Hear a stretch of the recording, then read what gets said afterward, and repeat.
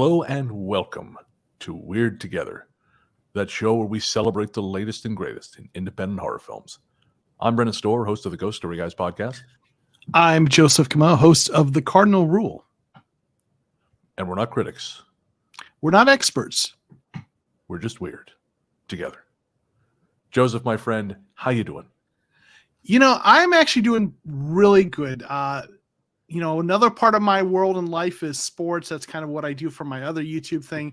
And tomorrow is my sports Christmas. My favorite event of the year in sports is the NFL draft. So today is Christmas Eve from a sports level for me. So, for maybe horror fans, that might not resonate. But for me, I'm in very good spirits because tomorrow I get to begin a 3-day excursion into the depths of sports nerddom.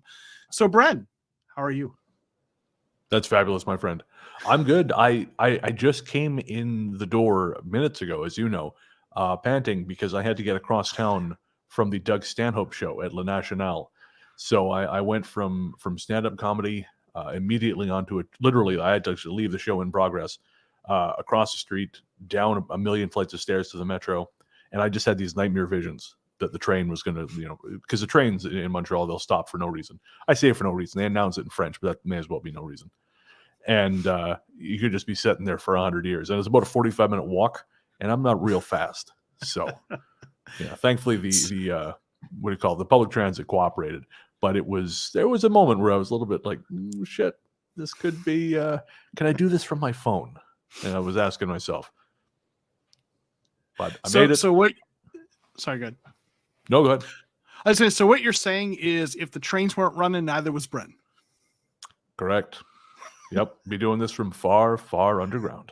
Thankfully, we did not have to do that because I'm going to spend enough time down there eventually. Well, I'm glad you made it. Let's say hey to, we have someone in the chat, Rin already. Rin Lemieux, thanks for being here. Good evening, gentlemen. We appreciate you and your continued support. If anyone else is hanging out with us, throw a hello in the chat and we'll definitely get you up there on the screen there. Thank you very much, Rin. Yes, hello, Rin. Of course, my good friend Rin. So, Joseph, we are here today to talk about a film which I was wholly unaware of until about 10 days ago. And that film is Unwelcome. And Unwelcome tells the story of a city couple who moves to Ireland, to his ancestral home. And, well, they run into trouble with both the natural world and the world of man. And it really goes places I think you would not expect, especially based on the cover art, which I think is terrible. But, of course, we will talk about all of that later in the show. But before we can talk about Unwelcome, as we say with any film, you don't go into a movie blind. You never go in totally clean. With every movie you watch, there's baggage.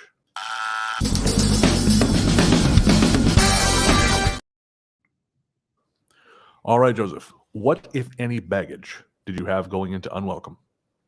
Well, I wasn't familiar with the film, but I do enjoy films that are set in Ireland and that are films that are based in Irish lore. Going back to when I was a child, I forget the film. It's a well-known film that had banshees as a key kind of, antagonist I just always enjoyed that kind of a thing. So I liked that right from the beginning. And something I didn't realize going in, but ultimately was baggage for me, is, as a person who has a family, married with children, some of the scenes with violence and fears of violence and protecting your family ended up certainly striking a note because of that aspect of, my identity and experience. Interesting. Yeah, so for me, I was saying we'll talk about that a little bit more later because there's some interesting points about that I want to get into. Yeah, I'm very curious to hear your perspective on this. As for me, I went in more or less blind. I was not familiar with the filmmaker, although I have since watched one of his films, which we'll talk about in the Toctagon. And the cover art I thought was terrible. This was one of my random picks. I was flipping through what's new on Google Play, just renting things at random. And, we as we discussed on the episode that just came out, Freeze, which you can find if you look for Weird Together on your podcast platform of choice. we did that episode because we were going to watch this. We watched this other movie and we just could not bring ourselves to talk about it. It was too painful. Well, we tried talking about it, and the episode was a car crash. So we pivoted, and so we had to kind of do two different movies very quickly close together. So I just grabbed Unwelcome, watched it, and thought, oh no, this is actually great. It's a great choice. I too am a fan of Irish horror films, stuff like Devil's Doorway, A Dark Song. I know Irish director Lee Cronin just had a massive hit with Evil Dead Rise, which is a crazy intense movie. I watched that night before last. Don't order food before watching that movie. That was a mistake I made. Got myself some nachos, and then people started getting ripped apart, and I didn't want my nachos anymore. That's fair. Real quick, Derek is here with us, Street Right. Hey, thanks for hanging out with us, Derek. Hey, Derek, good to see you. I will be back on your side of the country in about 35 days, thereabouts, something like that. I'll be back in Victoria, leaving behind my beloved Montreal, because apparently 2 rents are expensive, Joseph. This is what I've learned. Good to know. And also I miss my wife. Mostly I miss my wife. But yeah, of course. Got to pretend like it's a money thing, because otherwise I'm going to seem like a big softie. Right. All right. Well, we're going to talk about Unwelcome, and there's only one place 2 men such as us can do this, Joseph, and that's at Octagon. Welcome to the Octagon. 2 men enter, 2 men leave. All right, my friend. So I missed that sting. I have also missed that sting. It's not the same when I add it in afterwards to the like the audio shows. It does lack a little something. So I'm really curious to know what you thought of Unwelcome. Well, overall, I liked the film a lot. There were some aspects of it that weren't ideal. I mean, it wasn't a perfect film. I think a lot of the reviews and ratings kind of gave it sort of a 2 out of 4 stars, 3 out of 5 stars, and it's probably somewhere in that range in my book too. Maybe a 6 out of 10, 7 out of 10. But overall, I really enjoyed it a lot for some of the reasons we talked about. I thought the acting, the cinematography, the locations were all really good, really solid. And, some of that I think is maybe we're so used to looking at independent films, and this is, a small budget. Right. This is a small budget film, but it's out of a major, studio. So that certainly it had a little more going for it in terms of resources. But yeah, overall, I liked it. There were a few things that we'll get into later that maybe weren't my favorite, but overall, I found myself enjoying the film pretty much all the way through. Yeah. One thing that I didn't get to in the plot summary is that, of course, this couple, they suffer this terrible assault, which we'll talk about. Mm-hmm. They move to Ireland and they discover that Jamie, the fella, his aunt, has left him the house, but every day she left an offering of liver at the back garden, because she believed in the old ways. She believed that the Fardarig, which are a kind of little people, which we will not be joking about on this show, just make that clear, that they had to be sated, they had to be fed, they had to have an offering, a blood offering given to them. And I like movies that explore folklore as if it's basically the place where real life, I shouldn't say real life and folklore, but where kind of the world of technology and the world of folklore intersect. So in the film, when the Fardarig finally do turn up, it's this great marriage of just total disbelief and folklore craziness. And I really thought that was cool. Yeah, and you kind of alluded to this. I was curious what you thought of it, because I know that you have a profound respect for the fair folk. And so when in the film, when an old Irish woman tells you to respect the old ways, you listen. The old man saying "fuck the fairies" as he was kind of walking home drunk was probably not wise. But yeah, now, for folks who might not be familiar with this, do you feel comfortable speaking a little bit about why you have such reverence for the fair folk? So most of the folks who watch the show or who will listen to it afterwards, they probably know the Ghost Story guys. If you don't, hello. Ghost Story Guys is a show I co-host with Paul Bestel, and we have been doing it for 6 years now, for almost 2.5 with Paul. And we tell true life stories of the paranormal. And there was a time when I didn't take this stuff very seriously at all. And we did an episode on the fair folk. It was pretty glib. And now, of course, the stout rationalists out there are going to say, well, what, something happened? Well, a lot of little stuff happened. Would it have happened anyways? Maybe. But it happened after I said those dumb things. And consequently, I felt like this is a sign. And then I want to say a couple of years later, we did an episode about Ireland, episode 80, I think it was. And I kind of forgot myself and said some dumb things again. And consequently, we had a bunch of things go bad again. And so I just learned to be very respectful.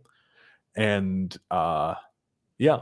And so now I'm very cautious and respectful is the word when discussing these topics. And so I did have some hesitation, but ultimately I thought, no, it's fine. We're not, we're talking about movies. We're not talking about, the reality or otherwise of certain things. But yeah, I was like, and it's funny too, because I think the film in a lot of, the director is John Wright, who's originally Irish, now living in England. He has said the film was meant to be about an exploration of violence and, how you approach violence and what happens if you try to avoid violence. If you try to run away from conflict constantly, eventually it can just find you. And if that's something that happens in this film, because as the film opens, Jamie and I'm blanking on her name, Maya. Jamie and Maya are very, like urbane, upper class, digital nomad type people living in a flat in London, and in a reasonably nice flat in a reasonably nice building. And then they are attacked by these thugs, basically, who harass Jamie. And shortly after they find out she is pregnant, Jamie goes to get a bottle of non-alcoholic champagne to celebrate. He tells these guys off because they're talking shit to him, and they sneak into the apartment and they just beat the bejesus out of both him and Maya. And it's a really hard scene to watch. Like I actually had to kind of fast forward through it when I watched the film a second time, because there are some funny bits in the film, definitely, but that scene is not played for laughs, and it is rough, and that transforms both the relationship, but also Jamie, because Jamie seems increasingly separated from his masculinity. He's trying really, he becomes this fountain of repressed rage, and it affects how he functions throughout the rest of the film. Yeah, and that's kind of the thing that I alluded to in the baggage, in terms of, there is this sort of primal fear, this sort of, I don't know, long-standing evolutionary fear, I think, in terms of our psychology. As a father and a husband, the responsibility I feel to keep my family safe, right? And how you do that, there's a lot of ways you do that. In our contemporary society, you do that by having, a career and buying a house that has doors that lock, and things like that. I'm in trouble, Joseph. Yeah. But, society's largely kind of put most of us in a place where we kind of don't have to deal with those types of violence, except for very rare occasions, that are really sad and tragic and unfortunate. But like, there were elements of the film where you see that helplessness in those moments, both with the sort of the guys hanging out on the curb, the whatever you want to call them, in the urban setting, and then the Wayland family and the being in the house and kind of encroaching and kind of having their way, and just sort of that almost being the fear of being dominated in a weird way, and someone kind of hurting someone you care about, and your children and the person you love, and just all of that, those moments definitely hit that note. And, definitely kind of hit on that fear. And that's one of those things that kind of coming into this film, I didn't realize would be something I would, that would kind of resonate, might not be the right word, but because it certainly wasn't in a positive way, but certainly that kind of impacted my experience watching the film. Yeah, no, I wasn't expecting that either. I wasn't sure what to expect because I didn't know much about the film. But that scene, as I said before, that really hit home for me. And I think there is a rich tradition especially in modern English cinema of this fear of street crime. And the sort of these hoodlums or hoodies as an other. That scene specifically reminded me of, I think it's Kieran Foy, the director. He directed a film called Citadel, which is about people living in a building which is essentially besieged by these thugs. But in that film, they're almost this sort of amorphous mob. They don't have a unique identity. They're just sort of a single force working together. And it's that sort of what do you call it? Like urban fear, basically. Like the in the 80s, that was a big thing. This idea that cities were becoming unmanageable hellscapes, and 70s too. I mean, obviously, like Death Wish. That's kind of where films like that were born. But even in the 80s, films like John McTiernan's Nomads with Pierce Brosnan is this really interesting. I mean, it's a horror film, but it's a really fascinating look at the urban paranoia of the time. And again, in modern times, as crime in England has gotten worse, this has become really rich ground. And again, I just thought that he nailed the film. And actually, it was sort of interesting because you mentioned the cinematography, and I really thought that the another artist this film reminded me of was Johannes Roberts, the director, who is English, but he shot at least one film in Ireland. He did a film about a giant eagle or a giant bird. I can't remember the name of it right now. But he is a horror director who just has this incredible visual sense.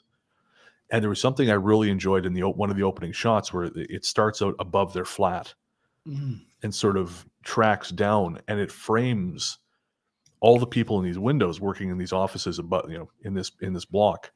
But it frames them individually, like they're all separated from each other. And it just makes this very expensive building look like a prison. Yeah. And I love that because it's so reflective of where those two start their lives. And even after Jamie and Maya go to Ireland, this is where I think sort of the colonizer subtext comes into play, because they try to continue their walled off urban way of life in a place where that is not how anyone lives. And they get angry when no one else will sort of respect those boundaries because they don't understand that's not how people live here. And they don't understand that by trying to impose that, they are othering themselves.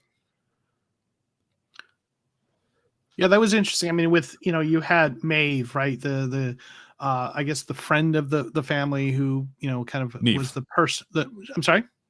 Neve. I'm sorry. Maeve. And so she's kind of the first person they encounter there, and she's very kind, and she says, "Hey, there's this thing that needs to be done, and I'm happy to take care of it for you." And they're immediately very off put by the idea that she would be on their property, on a daily basis, and so there's certainly that note, and then. When the Whalen family's sort of making themselves at home a little too comfortable, and when they try to kind of put their foot down, Jamie in particular, it's interesting, they kind of invoke sort of the old grudges, the old scars of the British coming to Ireland, and they kind of invoke that history in their kind of resentment there. So a lot of interesting kind of juxtaposition of those two cultures right there. What I thought was particularly unique about that was that both sides are right and both sides are wrong in that argument, because obviously Jamie and Maya, they're well-to-do people who obviously can work from anywhere with their jobs. They've been given this house in Ireland. He's technically a quarter Irish, so they kind of belong there. But, they're going to live in this house and contribute to it, and they'll spend money in the local economy. And so, they're a net positive. But also, they refuse to conform in any way to the way that everyone else around them lives. So they're assholes. And the Whelans, who are the people that Jamie hires to work on their roof, despite kind of being told, they're not great. they're Irish, and they don't like the fact that English people are coming to live in their country, and so on and so forth. But they're also assholes because they're lazy thieves. And I thought that John Wright and the writer, I cannot remember his name, Mark something, it's gone right out of my head.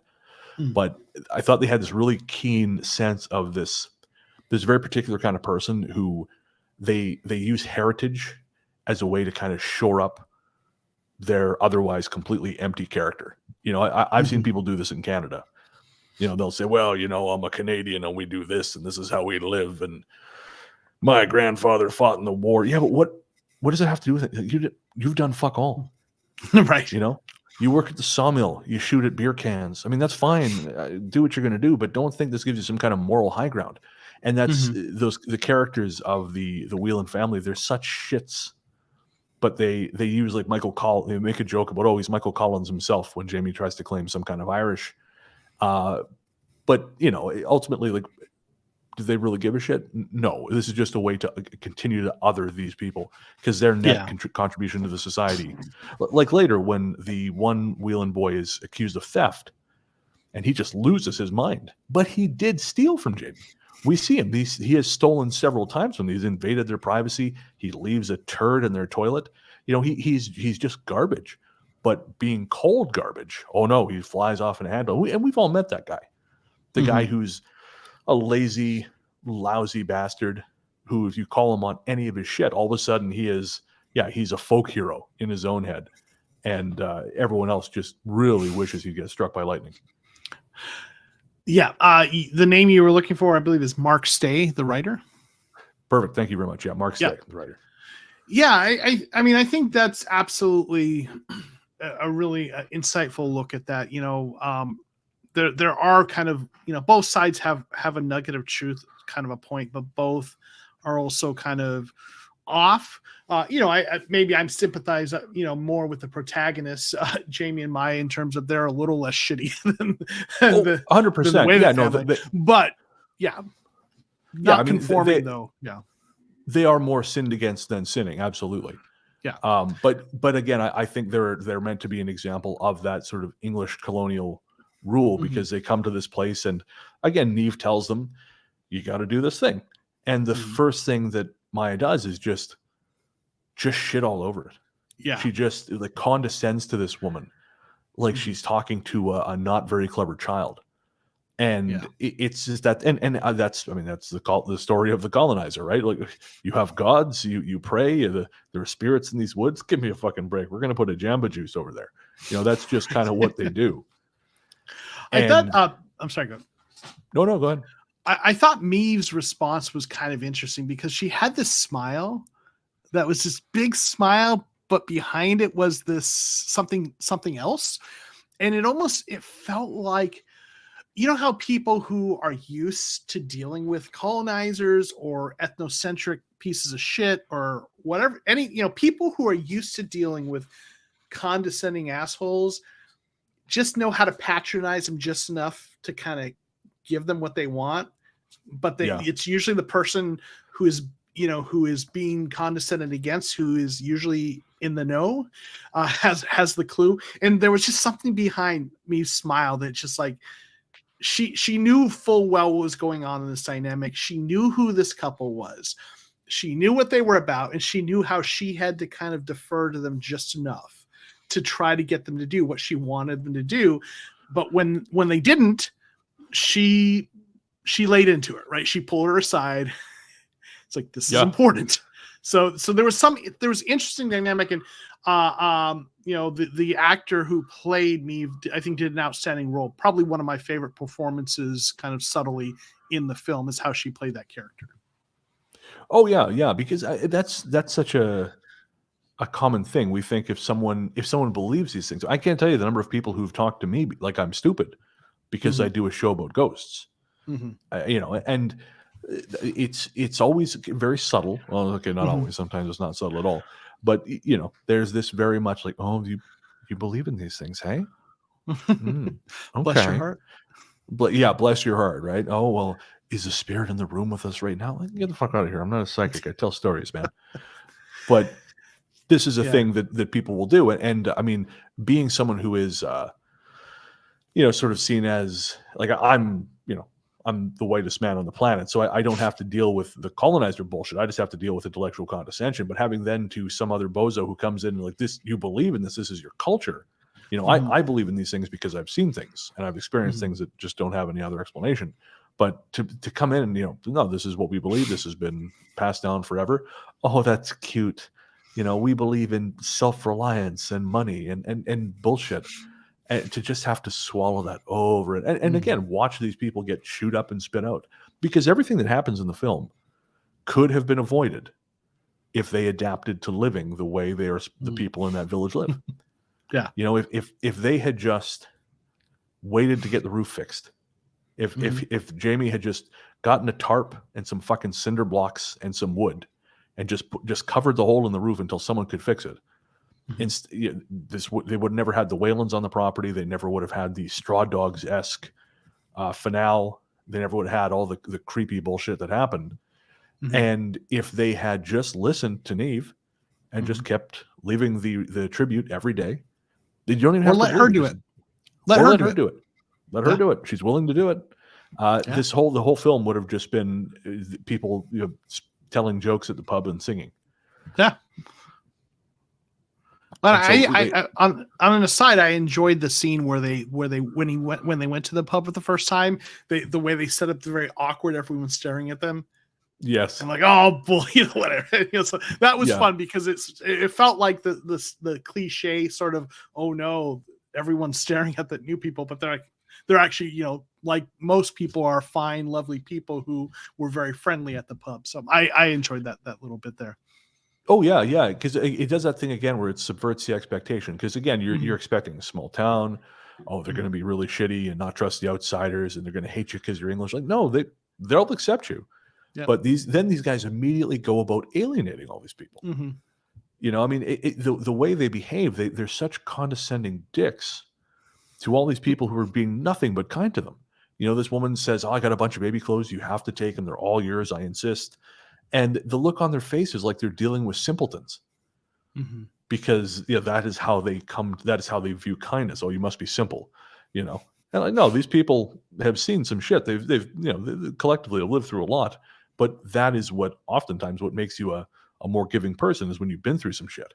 Oftentimes, people who just kind of cruised, they don't develop the empathy. And honestly, even Jamie and Maya at the beginning, she views everything through the prism of her pregnancy. So, Neve is telling her, well, hey, I'm just going to come into your property. I'm just going to leave the offering. It's fine. And she makes everything about her. No, I have to feel safe because of this pregnancy. I have to feel safe. And well, I mean, that doesn't, you're coming up with an excuse to try and control the situation. And again, that control blows up in their face. So what you just mentioned, it reminds me of something a little bit sociological. Here we go. You're gonna enjoy this. So the German sociologist Ferdinand Tönnies had these concepts, and these are older concepts. I mean, Tönnies lived in the born 1855, died 1936. So this is old school kind of sociology, social theory. There are these German terms, Gemeinschaft and Gesellschaft. Have you ever heard of these? I've heard them, but I couldn't tell you what they mean.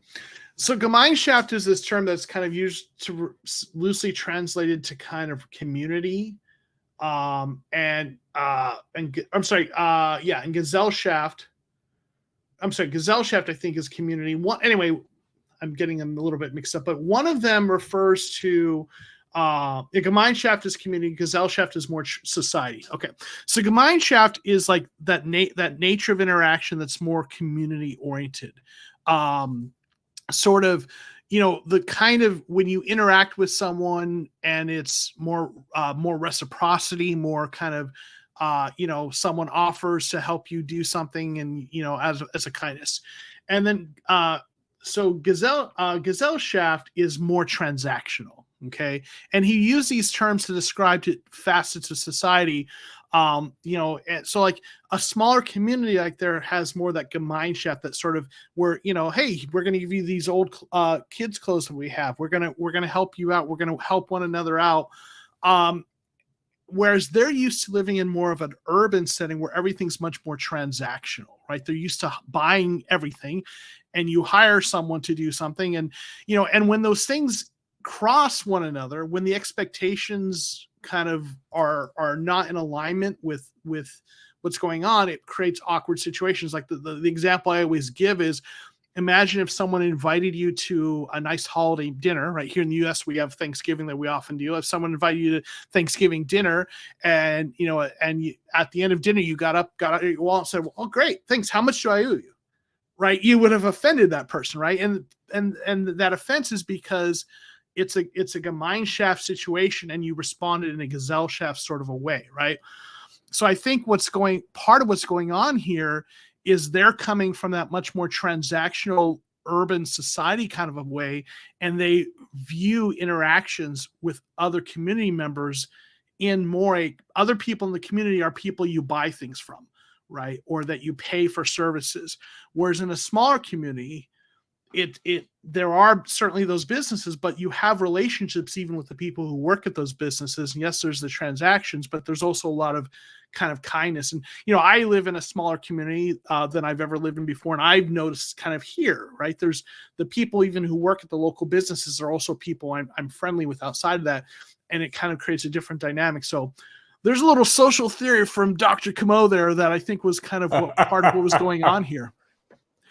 Well, it's interesting you say that, because my wife is English, and she does very much have that sort of Gesellschaft take on things. And there have been times, because I'm from a smaller community and I'm Canadian, I have had someone will do something for us, and she'll say, well, I'm going to give them some money for it, and I say, no, you can't do that. That would be an insult to that person. I mean, if you want to get them a little gift as a thank you, sure, you can do that, but you cannot give them money. And it was a while before she kind of went, oh, okay, I get it. But at first she's just like, no, I'm just going to give him $100. Like, no, that is that is a massive insult. This person did something nice for you. They don't actually expect anything in return. We're just going to get them a little something as a gesture. But yeah, and it's never occurred to me that I get mixed sense. There's a term for it, but watching the English characters in the film now, I realize that's probably not just a city thing, but a cultural thing as well. Rin says, "Oh, white people," right? In terms of yeah. Dominant members of dominant groups, as we call them in sociology, often have a tendency to act that way. Interesting. Yeah, no, we certainly do. Sorry, Jenny Umanya says, agree, a gesture is better sometimes. Yep, 100%. And like when someone does a kindness and then you offer them money, yeah, it makes them feel like you see them as, labor instead of, but they did something as a kindness, right? So it can really, be offensive. Rin is saying, for city people, there's a need to feel safe and protected in oneself. Small towns find safety in the community. Yeah. You live in a smaller community, absolutely, knowing people and being known is something that helps you feel safe in small communities. That's a great point. Yeah. I was saying this to a friend of mine the other day. I've been in Montreal now for 7 months, maybe a little bit more. And I've noticed that one of the things that's changed in me is I'm much more callous towards people asking for change. And I mean, obviously I grew up in a small town. You talk to everybody. I made friends in Victoria, I made friends with a dude who used to busk or panhandle for change down by the harbor. I would sit down with him sometimes when he was panhandling and just shoot the shit and talk to him. But here, after 7 months of living in a full-on city, I've just noticed I've become much more callous about these things. And I was talking to my friend, and my friend said, that's just a city thing.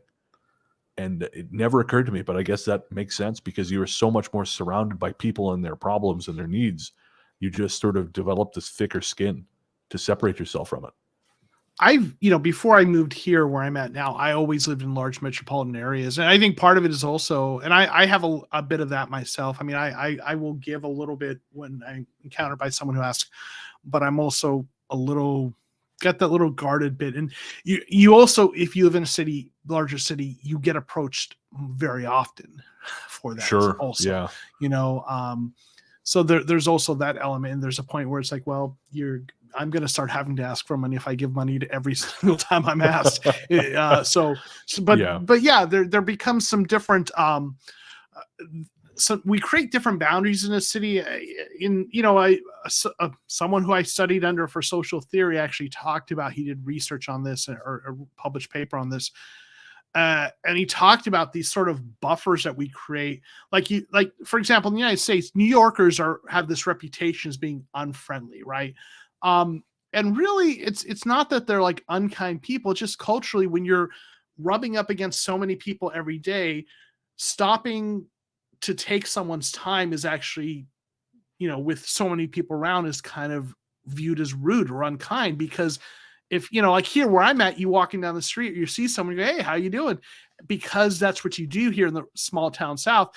But if you say, hey, how you doing to people in New York City, and they got to stop to answer you, and then if everyone does that, like, you've just wasted a whole lot of people's time, so like, it's not that people are unkind in those situations. It's just something about that proximity and interacting with lots of people and rubbing up against a lot of people, figuratively and literally speaking. You just kind of have to have those sort of buffers that just to make it work. So some interesting dynamics when you think about urban versus rural life. Oh yeah. It also makes me think too about people who get bent out of shape when celebrities won't hang out with them when they run into them in the street. They run into Will Ferrell or someone, and they won't give them the time of day, and they get all butthurt about it. But the fact is, when you've got people who come up to you constantly, at some point you have to draw a line, because otherwise you just, there's nothing left of you and your time, because people, they don't see it that way. Again, they're locked into themselves. Well, I just want this one thing. The homeless guy just wants 2 minutes of my time, 25 of my cents. But so does the guy after him, and the guy after him, and the guy after him. And yeah, it's, as you say, it's sort of a fascinating dynamic. Because, I mean, in my hometown, everyone knew the homeless guy. There was maybe 2 or 3 of them. We literally knew them by name. Right. Oh, that's Les over there, or that's Milkshake Harry was another guy, or the ghost of John Lennon. We know. I mean, we didn't always know their names. There's Mona. Some of them we knew their names, but yeah, you knew them. And here, again, I've been here 7 months, and I'm someone who, I mean, I've still bought the odd burger for a homeless guy, but at a much lower rate than I had, and I never took the time to get to know any of them. And I mean, some of that may also be COVID changes. I don't know, but yeah. Derek's saying, I never realized how much of a jerk I was till I moved to a place as small as Victoria, coming from growing up in the 4th largest city in the U.S. Yeah. Right, because you're from Houston, aren't you, Derek? If I remember correctly. Yeah. Houston is a large, sprawling place. Yeah, and I think, I mean, there is an adjustment when you go to a smaller place, because I'm in a community of 17,000 people, which isn't tiny, but it's small compared to the Dallas-Fort Worth area and the Phoenix area and San Francisco Bay Area, where I lived up until this point. So yeah, I'm saying Houston, yes. So yeah, some adjustments. I want to take things in a little bit different direction, if that's all right. I want to talk a little bit more about the lore. Respectfully, of course, right? But the Far Derek, I really enjoyed the lore in this. I enjoyed the everything leading up to it. I did just a little quick kind of cursory reading on the lore of the Far Derek, and I did think it was interesting. There's sort of an Irish, they called them the Red Caps, right?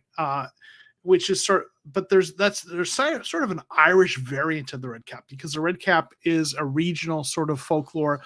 And what I found interesting was that the Irish Far Derek are more practical jokers than actually murderous leprechauns, as they were kind of presented, whereas the English version of the Red Cap, the Powery, if I'm pronouncing that correctly, are the more malevolent and violent. So it was interesting that, I don't know if they were intentionally kind of pulling from one, or if they just said, hey, let's take these Far Derek and make them murderous red-capped leprechauns. I don't know if you have any thoughts or experience with that lore to kind of speak to that. I can't speak to the lore, but I know that in interviews, the director has said they wanted to subvert the leprechaun trope. So they wanted to Mm. subvert kind of the happy little guy who, the cliche leprechaun. So that's why they went with the particularly violent interpretation of the Farderig, was to cast an opposition to how Ireland is often depicted. Because I mean Ireland, God help us, there's an Irish pub I drink in not far from my apartment here, and I mean it's more akin to, say, a traditional Irish pub that you might find in some place like Temple Bar. I mean, okay, that's very touristy, but this is a pretty touristy place. Mm. But some of these places that you see Irish bars in North America, they're festooned with fucking leprechaun iconography and this very cartoonish version of what it means to be Irish. And I know Irish people hate it. They are not fans of this shit. Especially around Dublin, they'll do it because that's what people go there for. But they're not fans of it. So yeah, Wright has said he chose that version of the Farderig to sort of push back against those cliches and expectations of what it is to be Irish and what Irish folklore can be. Interesting. What are your thoughts on the ending? That was an interesting twist. What were your thoughts on that? One of the things they talked about, or that Wright talked about in some of the interviews I read, was that he wants to show that the lengths he wants to show, to ask yourself, what lengths will you go to defend your family? And of course, in our heads, we always go to that ultra violent, bro, I see red and bodies will hit the floor and shit will go down. But ultimately, Jamie's revealed to be a coward. He's just not capable of that kind of conflict.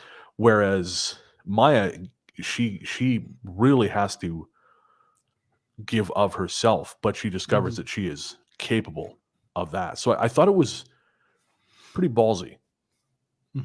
What do you think? I mean, so you have it depends. I mean, I liked that they kind of had Maya end up being the person who had the wherewithal, right? For lack of a better term. She was certainly the one who took action. And I think that certainly subverted some of the cliche, kind of idea of the male figure saving everyone. So I didn't mind that part of it, her kind of being more the key figure and the figure who kind of took action and, took care of daddy. That when a grown man tells you to fucking call him daddy and you're not doing fuck stuff, no, absolutely not. Right. That family was a whole color guard competition of red flags. Whew, yes, indeed. The very ending part is the part that I'm kind of uncertain what I think about with the sort of ritual with her kind of becoming the new, mama Redcap, Yeah. I'm like, what was going on there? I mean, I kind of get that, spoilers if you haven't seen it already. Sorry, but what do you listen to this for, right? If you care concerned about spoilers, right? So they find who was essentially, I guess, Jamie's cousin. I guess it was, but much older cousin who had been the baby, who was then Mama Redcap in the cairn or whatever you want to call where they lived. And so she kills her and Maya kills her, and then and everything that happens, and she gets her baby back, all that stuff. And then she kind of they start worshiping her almost, and they call her Mama Redcap, I think. And then there's this weird ceremony with blood and and certainly part of the lore about Redcaps, the British version in particular, blood is a key thing. That I think one of the things I read was one variant of the lore is that their caps are red because they're kind of covered in blood from whoever they kill, and if their cap goes blood of their enemies, right, and if the cap goes dry, they die. There's one variant of the lore. So it wasn't surprising that blood was a part of that. In fact, I was maybe thought it was more interesting that it wasn't a bigger part of the film, although I guess the liver had to be bloody, so that was part of that. But like whatever's going on there, where something weird's going on with that ceremony, almost supernatural, and she's embracing that, and Jamie's kind of embracing that. Are they now going to be like, are the Farder going to be their minions now? Something about that felt weird, like how gleeful they were to partake in this really weird ceremony. What are your thoughts on that? I took it that Jamie was not happy about it. Okay. That Jamie, like, he was not on board. I think because it's sort of he has had to relinquish his position as protector of the family, because Maya is the one who Maya is literally anointed in blood, because she was able to do what he wasn't. She was able to sacrifice, and she had to kill the previous Mother Redcap in order to get her baby back. She literally did the thing he said he would do. Babe, I'll kick asses and I'll take down names, and he eventually does stand up for himself, but not to the same degree. And I think I don't think he was on board. And I think, like, Maya's acceptance of it is her stepping into that, realizing that this has changed me and I am become a different person. I think she, if you had to look down the road, I mean, again, it's meant to be symbolic. The film just ends there, but I think it's not a relationship that can last, because I think Jamie will always feel lesser than, because she has chosen to move into that, to become of the place, to move into that space where you have to give blood in order to get blood. And again, I don't know that he's capable of it in the same way. Rin saying all talk, no trousers, right? Yeah, that's exactly it. I did. Now that is interesting, because like this is Jamie's kind of ancestral home of sorts, right? He inherited this place, and I hadn't thought of it that way, but like Maya is now becoming like almost as though she is symbolically more embraced by his home than he is. So like if he already wasn't feeling somehow emasculated or whatever the hell you want to call it, right? By the fact that he, wasn't able to protect. And I know there's some problematic aspects of some of the hypermasculinity kind of things in there. But, if he wasn't already feeling insecure about how that all went down, here he is in what is supposed to be, we're going to my home, right? This is where I'm from. And all of a sudden she's now, Mama Redcap, right? She's kind of been embraced by the wee people. And he's like, what the hell, right? So I want to kind of use that to segue to one of maybe the critiques of the film. Some of the reviews I've read talked about this, and I agree with this. That the ending was kind of tonally weird. It was, to me, and it speaks. I think one of the critiques I've read in reviews, and again I agree with it, is that the film was inconsistent in its tone. Certainly it ventured into the psychology and aftermath of violence and the feeling of helplessness. And that was really interesting how it approached that. But then there were notes of humor, points where it was kind of getting into that kind of funny thing, especially with the Farder. They possess almost kind of an absurdity that was reminiscent of the Gremlins to me, at points in terms of how they conducted themselves. And then there were also points that were truly creepy particularly before you start to see the Farder, like really creepy elements, and scary elements. And it felt like these tones were all present in nearly equal measure. And I think that would have been benefited if they leaned more heavily into one of them and maybe had much more subtle notes of the others. Like it either needs to be Gremlins or it needs to be creepy, and not both, or not trying to be both, because then it fails a little bit at being both. And then the humor with the kind of the psychology of violence and the fear of that almost offset each other, and not in a way that was a tension release, but rather in a way that undermined each other. So, and then the whole ending there. So I feel like tonally, that's probably its biggest kind of weakness as a film, that it didn't seem to stick to the right tone, and it tried to blend those things into equal of measure. Yeah, I would agree with that. I think that was one place where the film fell short. I think you're right. It was trying to be trying to be trying to hit too many different levels and not tying them together. Like again, that home invasion scene, that was rough. That was really rough. And then, as you say, there's the Whelans are kind of goofy until they're not. Yeah. Again, apparently they pitched it as, when they were getting financing, Gremlins meets Straw Dogs. That's sort of how they did it. And yeah, as you say, if the Whelans had been cartoonishly shitty, then I think it would have been easier. But I actually really hated them the first time I watched it. I was able to relax into it a little more the second time, but for some reason the Whelans really got my hackles up. And as you say, the psychological angst of what they had gone through and trying to cope with these things, it did clash a little bit with the more violent shit towards the end. Yeah. Although, I mean, Gremlins, in retrospect, Gremlins is like a much darker movie than you might remember. I don't know if you've seen it in recent years, but it's a very angry movie. It is. I think Gremlins 2 is a little more the absurd kind of installment. I think the first one is a little, Darius saying, was seeing Commander O'Brien from Star Trek and Hodor from Game of Thrones distracting to you? Because when I saw the trailer, I was like, really? These guys are in this? Yeah. I mean, I think I said out loud, or certainly put in my notes when I saw, Christian Nairn, the actor. I'm like, Hodor. But also there's, and I wish I got a screen capture of this, but I didn't. But when they go to the pub, there's a guy in there that looks like J.R.R. Martin too. One of the locals. Seamus, I think it was his name or something. Anyway, so it's like, oh, J.R.R. Martin's in here as well. George R.R. Martin. George R.R. Martin. Sorry, yeah. That's what he's doing instead of writing the final books. Right, exactly. He's acting.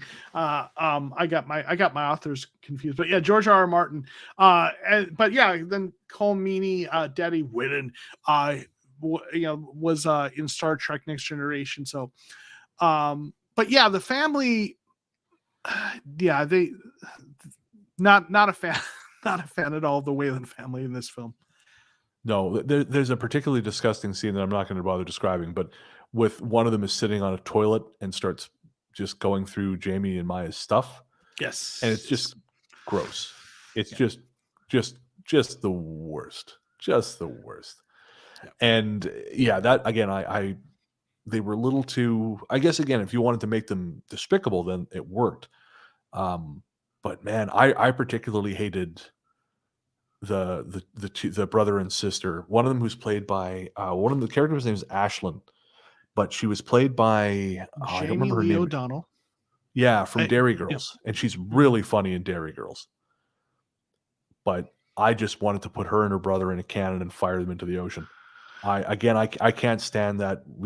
We are strong and proud because of our birthright bullshit, when actually we're lazy pikers. Because I knew too many of those people growing up. Who just, again, were like, oh, I'm a man's man because I'm from this place and I love this place. Do you do anything to enrich this place? No, go fuck yourself. Yeah. So no, I'm with you there. I guess we're bringing it in for a landing here. We've got about 6 minutes left, Joseph. Is there anything else you wanted to hit? I think I hit on everything that to me stood out. Overall, again, I enjoyed the film though. It was a lot of fun. I did not find myself bored at any point in the film, even despite some of the kind of the tonal misses that it had. Yeah. The only other thing I wanted to mention was how much I liked the way they lit the back garden of Jamie and Maya's house, because that's the place where the real world butts up against the world of the Fardarig. And I mean, apparently the whole house was on a massive set. So everything, the house, the interiors and exteriors were all on a set in England, whereas all the exteriors were Ireland. Okay. But the house was a massive set, so they were able to kind of light it in, however they choose. And it really just, everything the way that was lit, everything popped in a different way. It made it seem more real than real. And I loved that way of, what I felt was like an intentional way of delineating this place where the magical meets the mundane. And I really quite like that. And whenever, of course, the Fardarig were around or were doing their thing, especially in the daytime, there were these little lens flares, these subtle little lens flares that kind of clued you into where where we are at. Are we in the mundane world, or are we in the magical world? And I appreciated that. Like when Neve at the beginning, when she's talking about, you got to feed these guys. There's just a couple little spots of flare on her forehead. And so it's a sense of like they're around, but they're not there. You know, it was subtle, but I appreciated it. And really, yeah, no, that's pretty much it for me. So I guess that sums up our thoughts on John Wright's Unwelcome. And you can rent that pretty much anywhere you rent your films. It's on VOD right now. I'm sure it'll hit streaming at some point, but you know, $5-6 out of your pocket. It's a great movie. It's about 107 minutes, so you got enough movie for your buck. And I also recommend the same director's film, Grabbers. I watched that. It's on Prime in Canada. It is a shit ton of fun. It's an Irish horror comedy about a monster that arrives in a seaside village who is allergic to alcohol. So everyone realizes that in order to stay alive, they have to get piss drunk. That's great. It's a lot of fun. So thank you to everyone for hanging out with us tonight. Again, we love seeing you guys in the chat. You guys make it all worth it. Thanks to everyone who's been downloading the show. We're actually charting in 2 countries. Wow. Neither of them are US and Canada, but still we're charting. I think it's Australia and where was the other one? Somewhere unexpected. I can't remember. I sent you the thing earlier, but regardless. Yeah. So thanks to everyone. And again, if you want to listen to the show, and the audio of this will be out in 2 weeks' time, and the audio only episode for Freeze, which is a really fun Lovecraftian inspired Arctic epic, that just dropped. So you can check all that out on the Weird Together feed. Joseph, do you have any messages before we go out? Real quick, Derek saying Grabbers is awesome, and then Rin saying heart, and thanks guys. We appreciate you all hanging out with us for sure. Definitely appreciate that. Yes, sir. So Joseph, where can everyone find you online? Well, you can find me on Twitter at JOKOMO13, JOKOMO13. You can find me on YouTube at The Cardinal Rule if you happen to be interested in American football. And obviously here doing Weird Together with Brennan Storr. All right. I'm on Twitter and Instagram as Largely the Truth. I'm also on Blue Sky, which is still an invite only, but if you're on Blue Sky, come find me there. That is said to be the Twitter killer. I don't think it will be, but hey, it was free, so I got to go on. I'm also on T2, which is yet another Twitter killer, which won't be. But again, if you are on either of those platforms, come find me. Otherwise, I'm on the Ghost Story Guys podcast, wherever fine podcasts live, basically. I was thinking, oh, that's an edit. Nope, you're live. You can't do that. So finally, if you want to shoot us an email, you can find us at weirdtogethershow@gmail.com. That's weirdtogethershow@gmail.com. And if you have any comments, questions, we would love to read them. We'll read them out on the show. We just had a message from our listener Sharona on the last show. And yeah. Oh, of course, one last thing. All music on this show is composed and performed by the Revenants. The Revenants are a project of the Boston-based musician Elliot Wilder, and you can find all their music streaming everywhere you get your tunes, courtesy of Night Harvest Recordings, which is a Ghost Story Guys house label. Until next time, remember, we're weird. And you're weird. So why not be weird together? Thanks, folks. Let me ride.